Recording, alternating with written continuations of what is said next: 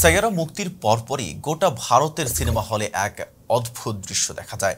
পর্দার সামনে বসে কেউ চিৎকার করে কাঁদছেন, কেউ অজ্ঞান হয়ে পড়ছেন, আবার কেউ নিজের পোশাক খুলে আবেগে নাচছেন। এইসব দৃশ্য ভাইরাল হয়ে ছড়িয়ে পড়ে সোশ্যাল মিডিয়ায়।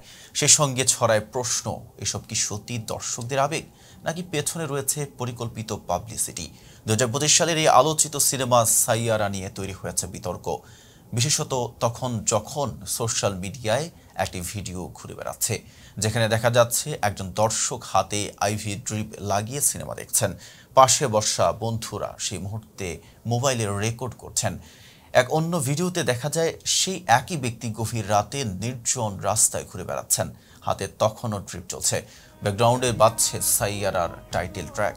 এই অস্বাভাবিক আবেগঘন দৃশ্যগুলো দেখে কেউ বলছেন ভক্তের নিখাদ ভালোবাসা, আবার অনেকেই বলছেন এটা একেবারেই নিখাদ পিআর স্টান্ট। আর এই বিতর্কের মাঝেই মুখ খুলেছেন ছবির প্রযোজক এবং ওয়াইআরএফ এর সিইও অক্ষয় বৈধানী।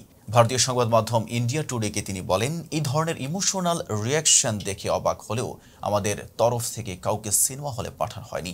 কেউ কাঁদছে, কেউ চিৎকার করছে, কেউ স্কার্ট খুলে নাচছে। তারা সবাই সত্যিকারের দর্শক, তাদের আবেগও সত্যিকারের। তিনি আরও বলেন, আমরা প্রতিদিন অসংখ্য ফোন কল পাচ্ছি যেখানে মানুষ বলছেন তারা কতটা কেঁদেছেন এই সিনেমা দেখে। কেউ বলছেন সিনেমার শেষে হাত কাঁপছিল, কেউ আবার বলছেন জীবনে প্রথমবার এত আবেগ নিয়ে কোনো ছবি দেখলেন। এটা শুনে আমাদেরও বুক ভরে যায়। নতুন মুখ আহান পান্ডে ও অনিত পাড্ডার অভিনীত এই ছবির কাহিনী আবর্তিত হয়েছে একজন গায়ক ও গীতিকার ক্রিশ এবং বানির প্রেম কাহিনী ঘিরে। মুক্তির পর থেকেই ছবিটি বক্স অফিসের রীতিমতো ঝড় তুলেছে। এক কথায় সাইয়ারা এখন ভারতের 2025 সালের সবচেয়ে বড় হিট সিনেমার তকমা পেয়েছে। তবে দর্শকদের কান্না, হাহাকার ও অজ্ঞান হয়ে যাওয়ার ঘটনাগুলো যতই আবেগঘন হোক না কেন, এর সবটাই যে স্বতঃস্ফূর্ত সে দাবি মানতে রাজি নন অনেকেই। বিশেষত সোশ্যাল মিডিয়ায় যখন ভাইরাল হতে থাকে এই দৃশ্যগুলো, তখন স্বাভাবিকভাবেই প্রশ্ন ওঠে, এসব পরিকল্পিত না তো? তবে নির্মাতার স্পষ্ট জবাব, আমরা কিছুই বানাইনি, এরা কেউ আমাদের পাঠানো না।